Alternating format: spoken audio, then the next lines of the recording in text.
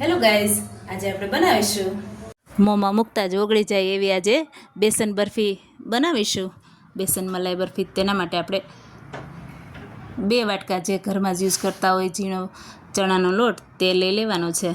તો આ રીતના 2 વાટકી ચણાનો લોટ લીધો છે, તે સાળી લેશું. સાળીને કોઈ ગુઠલી ન રહે એ રીતના આપણે લોટને સાળી લેશું. ત્યાર પછી મલાઈ જે આપણે ઘરમાં દૂધની મલાઈ હોય છે તે જ લીધેલી છે. 2 વાટકા ચણાનો લોટ હોય તો તેની સામે 1 વાટકો આપણે મલાઈ લેશું. ફ્રેશ મલાઈ હોય તો વધારે સારું રહે. આ રીતના આપણે મલાઈ એડ કરી દઈશું દૂધમાં અને હાથેથી સરસ મિક્સ કરી લઈશું. બંને વસ્તુ જેમ કે આપણે લોટ બાંધતા હોય એ રીતના મિક્સ કરી લેવાનું છે. લોટને મલાઈ સરખી રીતે મિક્સ થઈ જાય એટલે આ રીતના આપણે ડો રેડી થઈ જશે. આ રીતના લોટ બાંધતા હોય એ રીતના રેડી થઈ ગયું છે. ત્યાર પછી આપણે એક પેનમાં ઘી લેવાનું છે. 2 થી 3 ચમચી આપણે ઘી એડ કરીશું.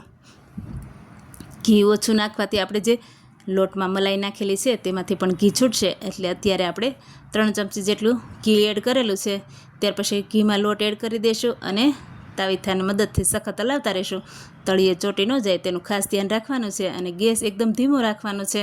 તમે જોઈ શકો છો આ રીતના તળિયે ચોટી જાય એટલે આપણે ધીમા ગેસે સખત ચલાવતા રહીશું, એટલે તળિયે ચોટે નહીં.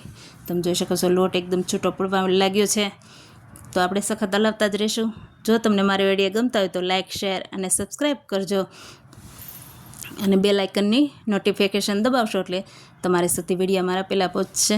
આ રીતના તમે લોટ છૂટો પડી જાય ત્યાં સુધી શેકી લેવાનો છે અને કલર ચેન્જ થવો જોઈએ. જો અડધા લોટનો કલર ચેન્જ થયો છે આ રીતના બધોય કલર ચેન્જ થઈ જવો જોઈએ. બધા જ લોટનો એક સરખો કલર હોવો જોઈએ. તો તમે જોઈ શકો છો સરસ એવો કલર આવી ગયો છે, ગોલ્ડન બ્રાઉન જેવો કલર આવી ગયો છે. તો અત્યારે આપણે ગેસ બંધ કરી દેવાનો છે અને બધું મિક્સ કરી લેશું અને એક વાસણમાં આપણે નીકાળી લેશું. તો આ રીતના આપણે કોઈ પણ વાસણમાં કાઢી લેશું. તો એ જ પેનમાં આપણે ચાસણી કરવા રાખી દઈશું. તો થોડું ધોઈ લીધું છે અને એ જ પેન રાખી દીધું છે. તો 1.5 વાટકી જેટલી આપણે ખાંડ લીધી છે અને 1.5 વાટકી જેટલું પાણી એડ કર્યું છે. ખાંડ ડૂબે એટલું પાણી એડ કરવાનું છે.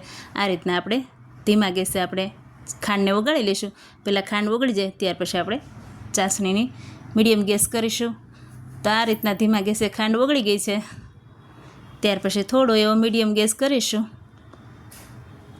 અને સખત હલાવતા રહીશું. આ રીતના તમે જોઈ શકો છો ચાસણી 2 થી 5 મિનિટમાં આપણે રેડી થઈ જાય છે. તમે જોઈ શકો છો આ રીતના આપણે થોડી એવી ચીકાશ પડતી ચાસણી રેડી થઈ છે, પણ એના કરતાં થોડી વધારે લઈશું આપણે અત્યારે. આ રીતના થોડી અડધા તાર જેટલી રેડી થઈ ગઈ હોય એવું લાગે છે. થોડી વાર હાંકશું, ચલાવતા રહીશું. ત્યાર પછી તમે જોઈ શકો છો આ રીતના થીક થઈ ગઈ છે. પછી ઠરે એટલે વધારે થીક થઈ જાય એટલે અત્યારે આપણે ચાસણી રેડી થઈ ગયું એવું લાગે છે. એકદમ ચીકાશ પડતી ચાસણી રેડી થઈ ગઈ છે. ત્યાર પછી આપણે અડધા તાર જેટલી રેડી થઈ ગઈ છે. એક તાર પૂરો નથી થયો, પણ ઠંડી થાય એટલે વધારે થઈ જાય એટલા માટે આપણે હવે જે આપણે બેટર બનાવ્યું છે તે એડ કરી દઈશું. બેસન મલાઈનું બધું આ રીતના ગેસ બંધ કરી દઈશું અને બધું મિક્સ કરી લઈશું. થોડી વાર મિક્સ થઈ જાય ત્યાર પછી તમને એવું લાગે કે થોડું એવું ઢીલું છે તો થોડી વાર ગેસ શરૂ કરશું અને ધીમા ગેસે આપણે થોડું ચલાવી લઈશું. આપણું બેટર થીક થાય ત્યાં સુધી આપણે રહેવા દઈશું. આ રીતના આપણે ગેસ બંધ કરીને પહેલાં ચલાવી લીધું છે. ત્યાર પછી થોડી વાર ગેસ શરૂ કર્યું છે અને થીક થાય એ રીતના થોડી વાર ચલાવી લઈશું એટલે બેટર આપણું થીક થઈ જાય. તમે જોઈ શકો છો આ રીતના આપણે સખત ચલાવશું એટલે થોડું એવું થીક થઈ જાય ત્યાં સુધી રાખશું. અત્યારે થીક થવા લાગ્યું છે, થોડું થીક થઈ ગયું છે. ત્યાર પછી ગેસ બંધ કરી દીધો છે અને બધું મિક્સ કરી લેવાનું છે. સરસ એવું હલાવી લેવાનું છે. આ રીતના સરસ હલાવીને ત્યાર પછી એક થાળીમાં આપણે થોડુંક ઘીથી ગ્રીસ કરી લેવાની છે. 5 થી 6 ઇલાયચી આપણે ફોલીને ખાંડી લેશું. તેનો પાવડર પણ આપણે એમાં એડ કરી દઈશું. ઇલાયચીનો ખૂબ જ સરસ ટેસ્ટ આવે છે. આ રીતના આપણે ઇલાયચી પાવડર એડ કરી દીધો છે. ત્યાર પછી થોડું મિક્સ કરીને થાળીમાં આપણે પાથરી લેશું. આ રીતના બધું બેટર આપણે થાળીમાં એડ કરી દઈશું. ત્યાર પછી ચમચી કે કોઈ વાટકો આપણે ઘીવાળો કરીને થોડુંક સરસ એવું ફેલાઈ લેશું થાળીમાં. આ રીતના આપણે ફેલાઈ લેવાનું છે.